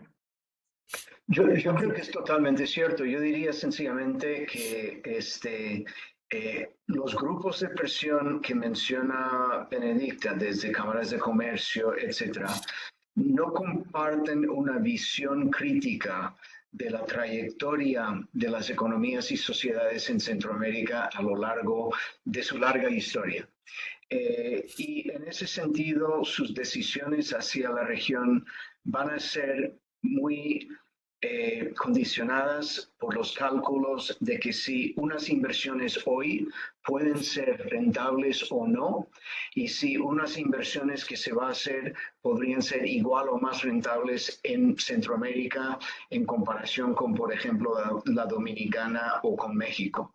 Yo personalmente soy escéptico que muchos de estos inversores potenciales van a decidir que al final eso les interesa. Pero la apuesta del proyecto Harris es eso, que animados por las solicitudes de la administración y por cambios como disminución de violencia en El Salvador, democracia y no estado de crimen organizado en Guatemala, en ese contexto van a decidir invertir más. Yo soy escéptico, va a haber una empresa, otra empresa, pero en términos globales y significativos yo no lo veo.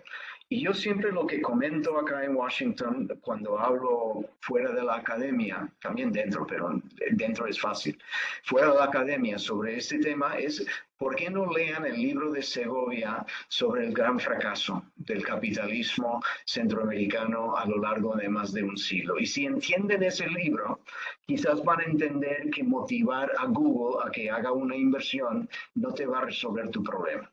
O motivar a Dunkin' Donuts que haga 20 sucursales más en Tegucigalpa no te va a rescatar de tu problema. Pero yo no creo que me escuchen, ¿no? Bueno, Podría profundizar gracias. en ese comentario, pero lo dejo ahí. Otra cosa, Benedicta, sí hay otros grupos de presión, incluyendo grupos que abogan por la profundización de la democracia y la protección de derechos humanos. Yo diría, sin embargo, que se han debilitado en los últimos años, en parte por distracción comprensible hacia temas urgentes para los sectores progresistas aquí dentro del país, incluyendo en este dominio el tema de derechos y protección de los migrantes. Gran parte de los sectores que antes abogaban por la justicia social en Centroamérica están muy ocupados ahora con la justicia social hacia los migrantes. Gracias, Eric. Imagínate si no te hacen caso a vos, qué caso me van a hacer a mí. Pero ahí hay varios temas. No, ha pedido la palabra Héctor Dada.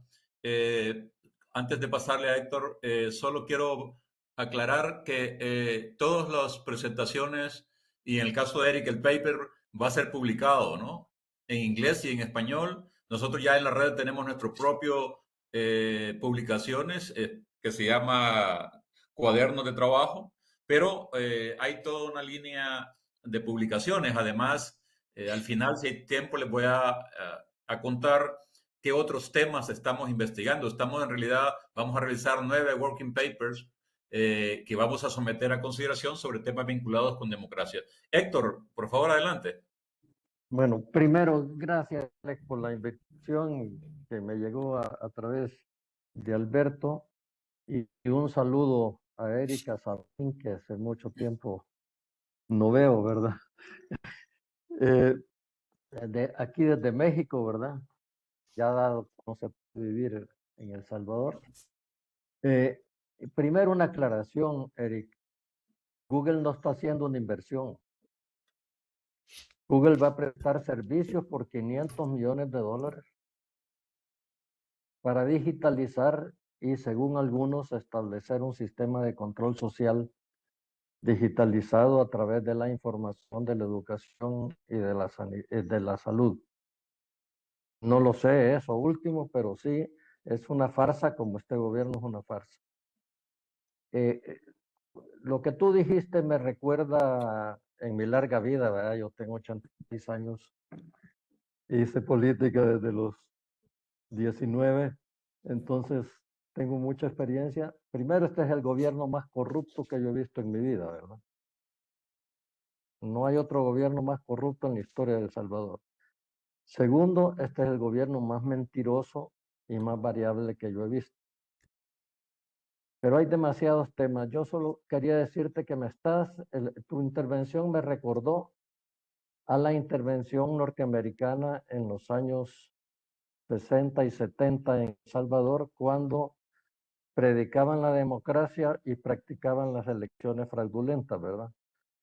En diciembre de 1972, que yo acababa de regresar de la Universidad de Lovaina, me dijo un funcionario de la Embajada Americana, que no tengo el nombre ahorita en la cabeza, que nos felicitaba a los demócratas cristianos por haber ganado las elecciones de principios del 72 pero que debíamos de ser lo suficientemente inteligentes para entender que no se nos podía entregar el gobierno.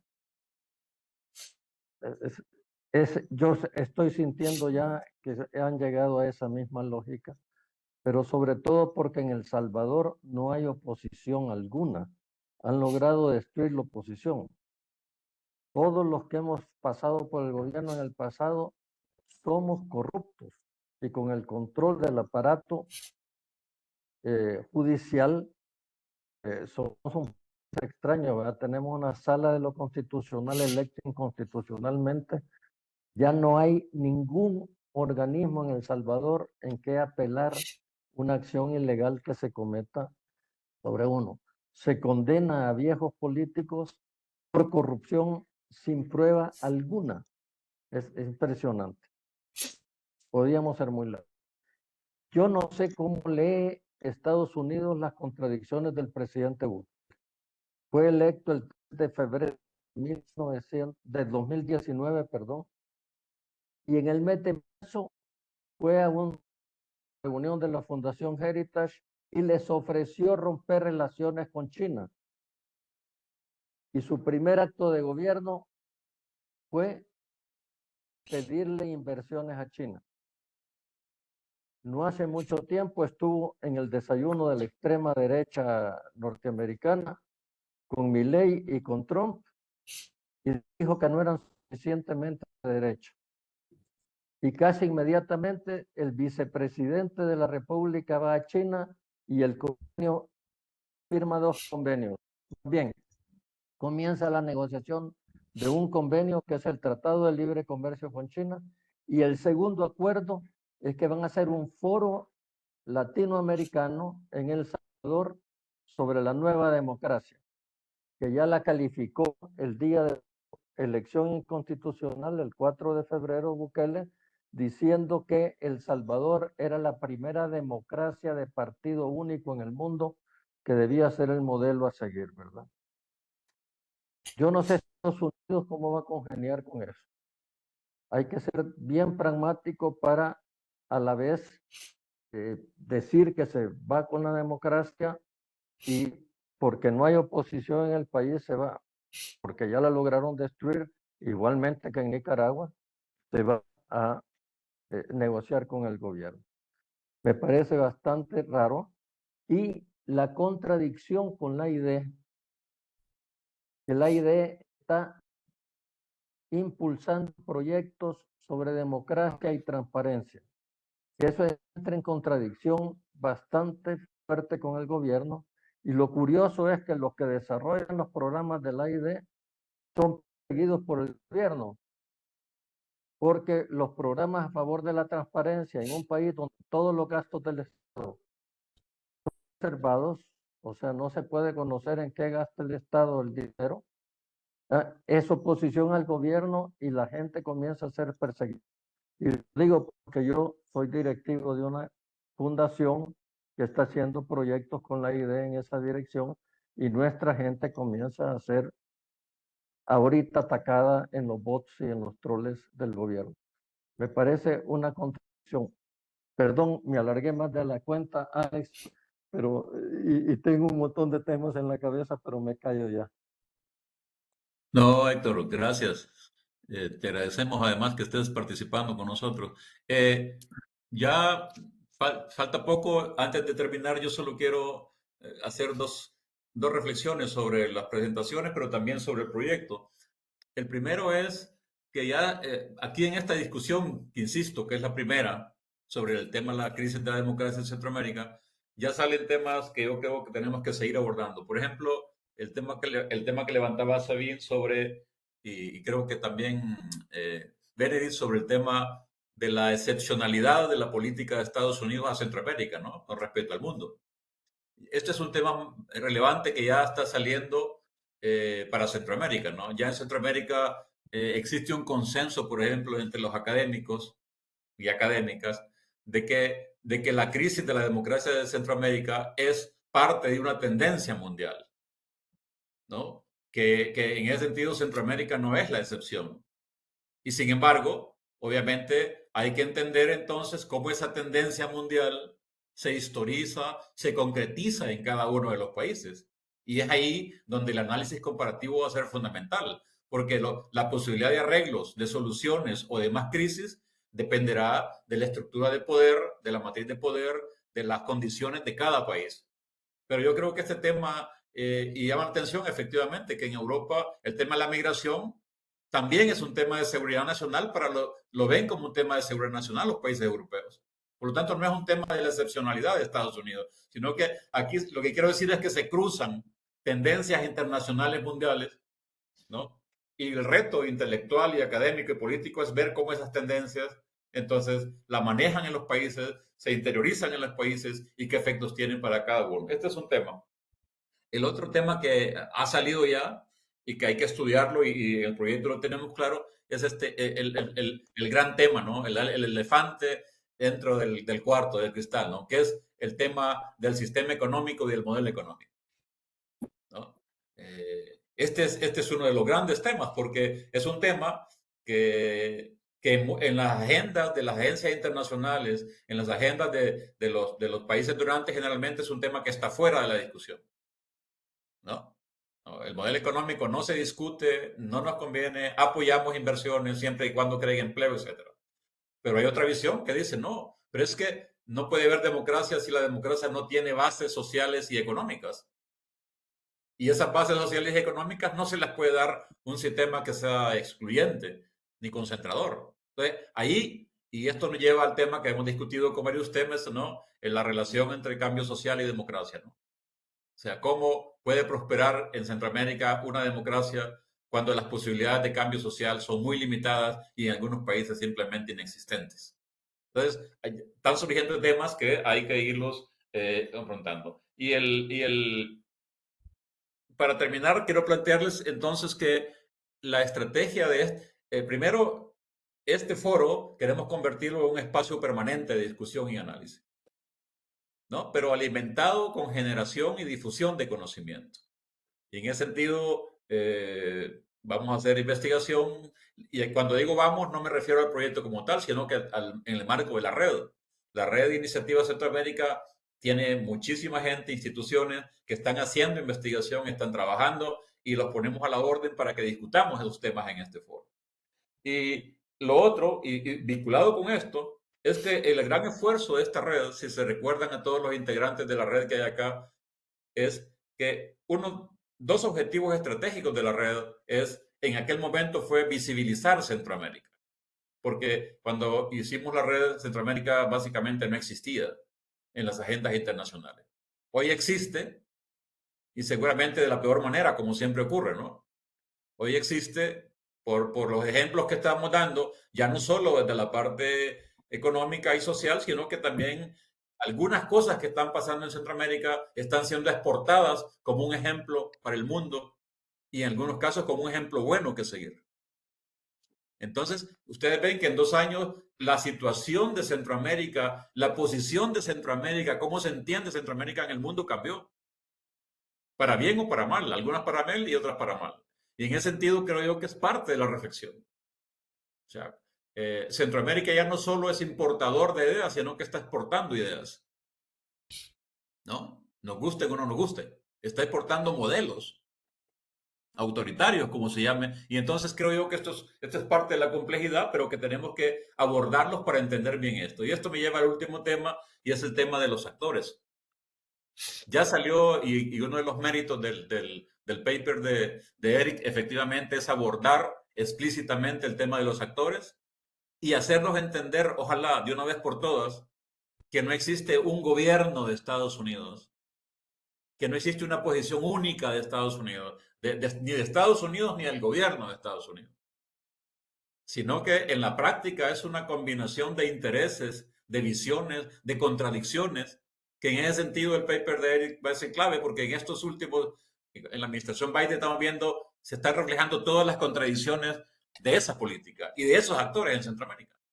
Si no se puede explicar, alguna gente dice, bueno, pero en realidad Estados Unidos en Centroamérica en los dos últimos años ha estado perdido, dicen algunos. Ha cambiado de posición casi, tiene una posición en el día y en la noche es otra con respecto a los países. Más allá de la figura y de la ironía, hay un tema fundamental que hay que entenderlo entonces, porque sabemos que históricamente Estados Unidos y va a seguir siendo un actor clave para la región. Y termino con este tema. A mí sí creo que no era el objetivo del análisis de Eric, pero en el proyecto lo que tenemos y en la programación, y es estudiar la recomposición del poder en Centroamérica. Es decir, parte, creo yo, de la incomprensión que tenemos sobre lo que está pasando en Centroamérica es que tenemos también una incomprensión sobre el brutal, en algunos casos, reacomodo de poder que ha habido. La matriz de poder de Centroamérica ahora, la local, la nacional, la regional, es bastante diferente en algunos casos que la tenía hace 5 años o hace 10 años. Y es una matriz de poder, me temo yo, que es muy cambiante, ¿no? Que cambia en coyunturas específicas. Hay unos realineamientos políticos, ideológicos, unas colisiones que uno nunca se le espera. Bueno, Guatemala es el caso último. Pero también en El Salvador, pero también puede suceder en Honduras. Entonces, creo yo que pongo estos casos para que veamos que tenemos por delante una tarea radical entre todos, importante, de tratar de entender y de generar nuevas narrativas sobre el tema de la democracia y la crisis de democracia.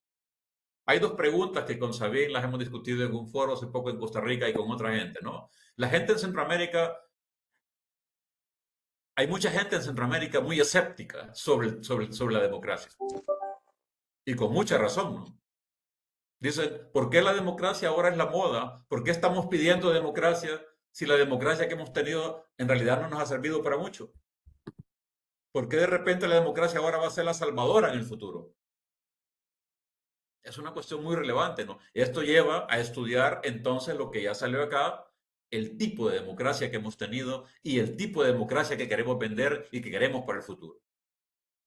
Esto nos lleva entonces a hacer un análisis riguroso de una caracterización de la democracia, cómo ha funcionado, cómo se caracteriza entre cada país y hacia adelante. Creo que seríamos irresponsables en plantear simplemente, no, el futuro de esa frase, ¿no? Que hay que matizarla, ¿no? La respuesta para la democracia es más democracia. Sí, uno puede estar de acuerdo, pero ¿qué tipo de democracia específicamente en los países? Este es un reto importante que tiene que ver entonces con soluciones posibles. Si la democracia va a ser una de las salidas de solución al futuro, tenemos que cualificarla, tenemos que enfrentarla y tenemos que caracterizarla. Yo creo que ahí, si esto hacemos, creo yo que podemos ir avanzando en estas discusiones. No me queda más que agradecerles. Tenemos, anoten la fecha, de todos modos ya les va a llegar la invitación. Tenemos el jueves 9 de mayo, tenemos el segundo webinario que es sobre la crisis de la democracia en Guatemala, características y posibles soluciones. Obviamente Guatemala es un caso importante, vamos a tener a 4 gentes introduciendo el tema. Raquel Schwartz de la Universidad de Oklahoma, que ha trabajado mucho sobre Guatemala, Juan Alberto Fuentes, que ya lo conocemos todos, exministro de Guatemala, intelectual, y vamos a tener en este seminario, vamos a comenzar a meter actores civiles, ya no solo académicos. Vamos a tener a Rigoberto Quemé, ¿no? Un político de origen indígena que fue el primer alcalde del municipio de Quetzaltenango y que tiene mucho que decir sobre este tema. Y vamos a tener otro Javier, que es un economista joven también, que es experto en temas judiciales en Guatemala. Entonces, y el 28 del mismo mayo, vamos a tener el tercero, que es un análisis comparativo de los regímenes autoritarios de El Salvador y Nicaragua. Ahí vamos a tener como intervenciones iniciales a Salvador Martí, ¿no? De la Universidad de Girona, que lo conocemos, ¿no? Y a Manuel Meléndez de Harvard, ¿no? De un estudiante de Harvard de doctorado que en los últimos meses ha estado muy activo y está haciendo su tesis sobre Guatemala doctoral y que tiene unas ideas interesantes. Entonces, estos son los 2 siguientes. Los invito a que a que estemos pendientes y, por supuesto, vamos a discutir, en los próximos días, a difundir el resumen de este webinario, las publicaciones, etcétera, para lo cual les pedimos estar pendientes. Así que muchas gracias a todos y todas. Que tengan un feliz día y nos vemos muy pronto. Gracias a todos.